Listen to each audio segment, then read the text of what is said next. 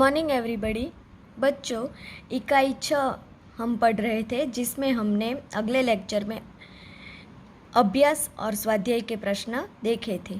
तो बच्चों, आज हम एक दो वाक्य में प्रश्न, सही विकल्प और रिक्त स्थान देखेंगे। एक दो वाक्य प्रश्न में पहला जो प्रश्न है, अली ख्वाजा ने तेल का घड़ा कहाँ रखा? तो कहाँ रखा था बच्चों? अली ख्वाजा ने तेल का घड़ा अपने मित्र और पड़ोसी वाजिद के घर के तहखाने में रखा था। कहाँ रखा था? तो अली ख्वाजा ने तेल का घड़ा अपने मित्र और पड़ोसी वाजिद के घर के तहखाने में रखा था। दूसरा प्रश्न है, वाजिद के घर में तेल क्यों खत्म हो गया? वाजिद के घर में तेल खत्म हो गया क्योंकि दावत के कारण तरह तरह के पकवान बनाए गए थे। क्यों तेल खत्म हो गया था? तो वाजिद के घर में तेल खत्म हो गया था क्योंकि दावत के कारण तरह तरह के पकवान बनाए गए थे। तीसरा प्रश्न है, वाजिद ने घड़े का तेल दूसरे बर्तन में क्यों निकाला? तो क्यों निकाला था वाजिद ने दूसरे बर्तन में तेल?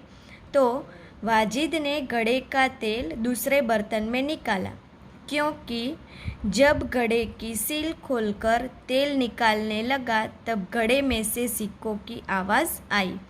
उसे लगा कि घड़े में तेल के नीचे कुछ है। क्यों उसने दूसरे बर्तन में निकाला? तो जब घड़े की सील खोलकर तेल निकालने लगा तब घड़े में से सिक्कों की आवाज़ आई। उसे लगा कि घड़े में तेल के नीचे कुछ है। चौथा प्रश्न है, लोगों ने ख्वाजा को क्या सलाह दी? तो क्या सलाह दी थी बच्चों ने लोगों को ख्वाजा? तो लोगों ने अली ख्वाजा को काजी की अदालत में जाने की सलाह दी। क्या सलाह दी थी? तो लोगों ने अली ख्वाजा को काजी की अदालत में जाने की सलाह दी। पांचवा जो प्रश्न है, शहर में भेष बदलकर घूमते समय खलीफा ने क्या देखा? तो शहर में भेष बदलकर घूमते समय खलीफा ने कुछ लड़के को न्यायालय का खेल खेलते हुए देखा। क्या देखा था? तो शहर में भेष बदलकर घूमते समय खलीफा ने कुछ लड़कों को न्यायालय का खेल खेलते हुए देखा। खलीफा हसन से क्यों प्रभावित हुआ? तो क्यों प्रभावित हुआ था? तो खलीफा हसन से प्रभावित हुआ क्योंकि उनको न्याय करने का हसन का तरीका बहुत सही लगा। क्यों प्रभावित हुए थे? तो उनको न्याय करने का हसन का तरीका बहुत सही लगा, इसलिए खलीफा हसन से बहुत प्रभावित हुए। सातवां प्रश्न है, अली ख्वाजा ने घड़े में वाजिद से कितने समय पहले तेल भरा था? तो अली ख्वाजा ने घड़े में वाजिद से 4 महीने पहले तेल भरा था। लोगों ने हसन की तारीफ क्यों की? तो लोगों ने हसन की तारीफ की क्योंकि उसने सूझबूझ से वाजिद और खलीफा अली ख्वाजा के झगड़े का फैसला किया था। क्यों? तो लोगों ने हसन की तारीफ की क्योंकि उसने सूझबूझ से वाजिद और अली ख्वाजा के झगड़े का फैसला किया था। सही विकल्प चुनिए, जिसमें पहला है, इराक की राजधानी का नाम बताइए। तो ए तहखाना, बी जेरूसलेम, सी बगदाद और मदीना। तो इराक की राजधानी का नाम क्या था बच्चों? तो सी बगदाद। दूसरा प्रश्न है, पुराने समय में जहाँ सामान रखा जाता था, तो इसे क्या कहते थे? पुराने समय में हम जहाँ सामान रखते थे उसे ए 4 ऑप्शन दिया गया है इसमें, खान खाना दी, बी गुसल खाना, सी बई खाना और डी तहखाना। तो क्या कहते थे? पुराने समय में जहाँ सामान रखा जाता था उसे डी तहखाना। किस चीज़ को ढककर उसे मोहरबंद करना? कहते हैं? ए सील, बी कील, सी हील और डी मील। तो किसे कहते हैं? तो ए सील। चौथा, पैगंबर का उत्तराधिकारी, खाली जगह। ए वजीफा, बी खलीफा, सी शरीफा और डी मुनाफा। तो पैगंबर के उत्तराधिकारी को क्या कहते हैं? बी खलीफा। पांचवा है, इनमें से किस शब्द का अर्थ कहानी होता है? तो ए किस्सा, बी हिस्सा, सी रस्सा और डी दीक्षा। तो किस शब्द का अर्थ कहानी होता है? ए किस्सा। रिक्त स्थानों की पूर्ति कीजिए। पहला है, अली ख्वाजा ने मक्का खाली जगह की यात्रा पर जाने का निश्चय किया था। तो कहाँ जाने का निश्चय किया था? अली ख्वाजा ने मक्का शरीफ की यात्रा पर जाने का निश्चय किया था। दूसरी है, एक दिन वाजिद के घर खाली जगह थी। तो एक दिन वाजिद के घर क्या थी? दावत। तीसरा है, उसने मोहरों को अपनी खाली जगह में छिपा कर रख दिया। तो उसने मोहरों को अपनी तिजोरी में छिपा कर रख दिया। चौथा, एक सप्ताह बाद का समय खाली जगह के लिए दिया गया।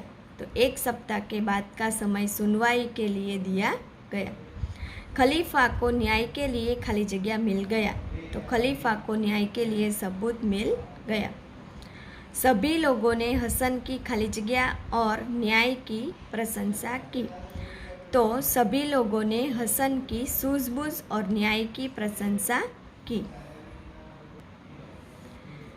फिर बच्चों, हमें देखना है व्याकरण विभाग में। तो मुहावरों का अर्थ देकर वाक्य में प्रयोग कीजिए। पहला है, सिर खुजलाना। तो क्या कहते हैं? सिर खुजलाने का अर्थ क्या होता है? तो सोचना, या उसका दूसरा अर्थ है समझ न पाना कि क्या किया जाए।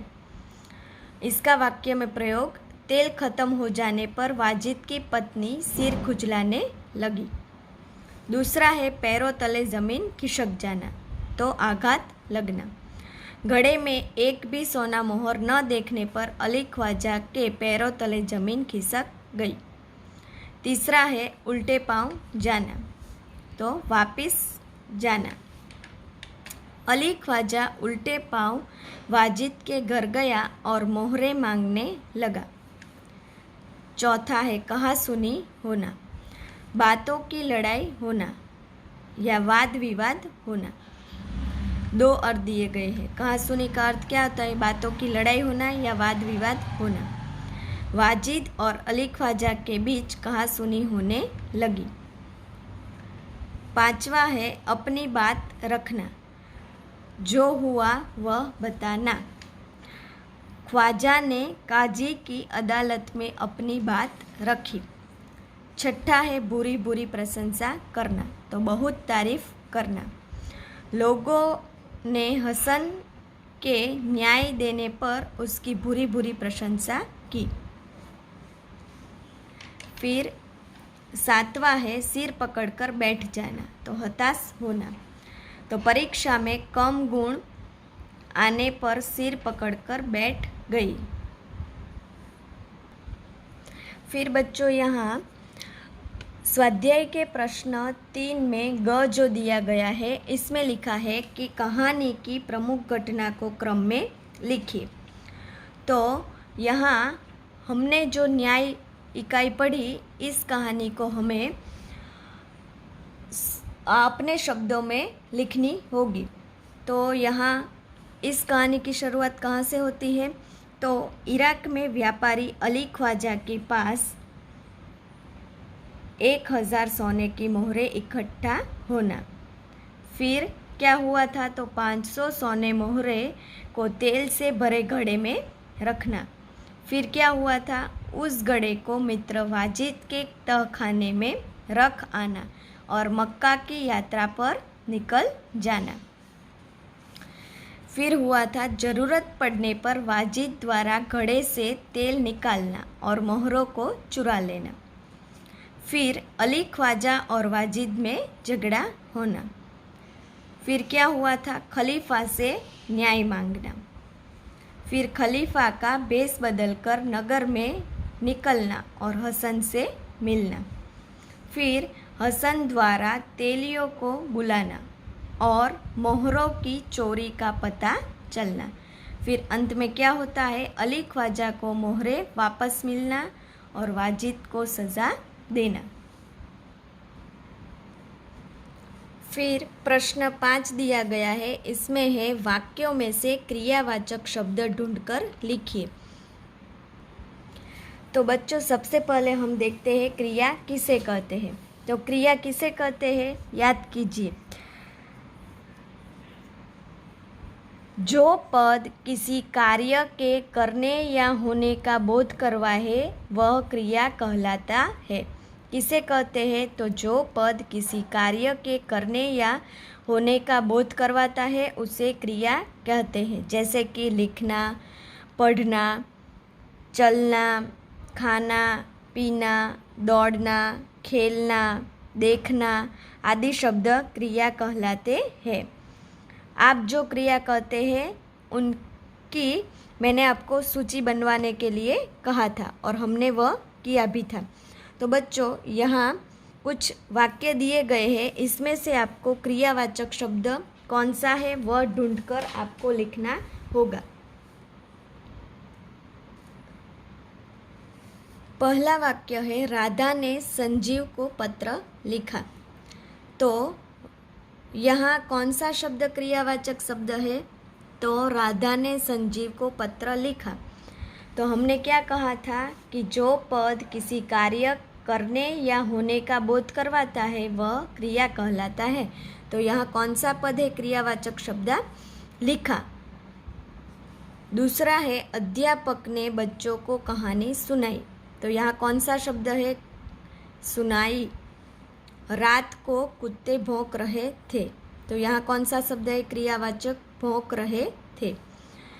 वह पटाखे देख रहा है। तो देख रहा है वह क्रियावाचक शब्द है। फिर है, वेदांत किताब पढ़ रहा था। तो यहाँ कौन सा शब्द है, पढ़ना, यानी पढ़ रहा था। फिर दिया गया है छठा वाक्य, पता नहीं तन्मय मेरे पास से कब चला गया। तो यहाँ चला जाना वह क्रियावाचक शब्द है। फिर सातवां दिया गया है, आकाश में पतंग उड़ रही थी।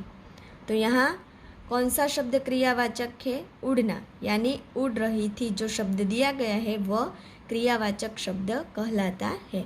तो बच्चों आज हमने जो किया है वह आपको अपनी नोटबुक में स्वच्छ और सुवाच्य अक्षर में लिखना होगा। अस्तु।